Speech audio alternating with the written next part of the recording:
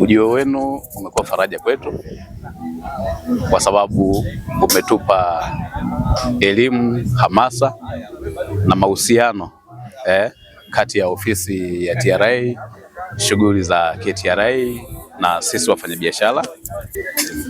Juu ya elimu mliotupatia, kama hatukuwa nayo, lakini ofisi yenu imekuwa ikifanya vizuri sana. Mimi ni mmoja wapo ambaye nimekwenda ofisi za TRA kwa ajili ya kuomba kibali cha kuingiza pombe, nikapewa utaratibu, lakini pia nimekuwa nikiingiza mafuta ya kula na samaki wa beach, ambapo taratibu zimekuwa zikienda vizuri. Kwa ukweli ofisi ya TRA hapa imekuwa mlezi kwa biashara tunazozifanya, hilo tunalishukuru. Niko Mkenda zaidi ya miaka 5 nafanya biashara hapa. Haijaitokea elimu kama hii ya leo. Kila siku huwa tunafanya biashara, hatujaipata elimu. Leo tunashukuru TRA mmetuletea elimu vizuri, tutajikinga, tutajirinda, na wale wanaopitisha bidhaa uchochoroni tutawaangalia, maana hapa mpakani kuna mitumbwi, kuna boti. Tutakuwa pia walinzi kulinda mali zetu za Tanzania ili kodi itolewe.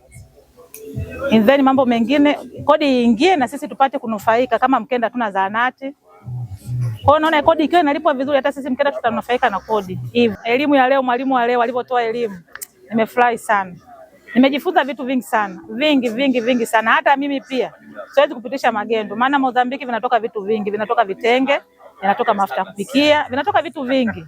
Kwa hata mimi mwenyewe moja wapo nitakuwa mlinzi wa wenzangu, wasipitishe vitu vichochoroni, hata kama ni vidogo vipite pale. Tulipe kodi. Hata mimi nitakuwa nalipa kodi, maana mimi mwenyewe kote kweli nacheza. Tanzania, Mozambiki nacheza. Kweli nimefarijika sana ujio wenu hapa juu ya elimu mliotupatia, kwa sababu mimi mwenyewe namiliki mashine 2, lakini sijawahi kupata semina kama hii. Kwa hiyo nilikuwa naenda tu, lakini ujio wenu najua pa kuanzia kwamba kumbe likinitatiza hili nije kwenu nyinyi. Kwa sisi wote tulikuwa tunaona kwamba TRA tulikuwa tunaenda kama kituo cha polisi, yani sehemu ya kuogopa. Ukiwaona tu ni sehemu ya kukwepa, nikiwasogea hawa watanimalizia hela zangu zote za mtaji wangu.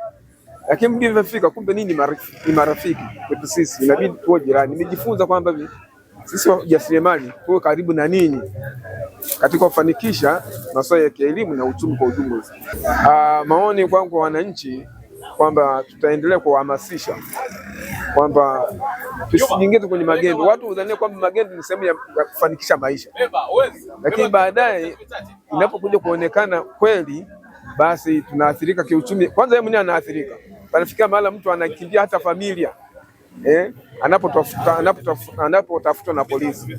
Lakini kama tutajiepusha na magendo, maana familia uwezo ukaikimbia, maana unauza kihalali, na wewe mwenyewe unafaiki kiafya na unakuwa huru katika mambo unayofanya. TRA, pamoja tunajenga taifa letu.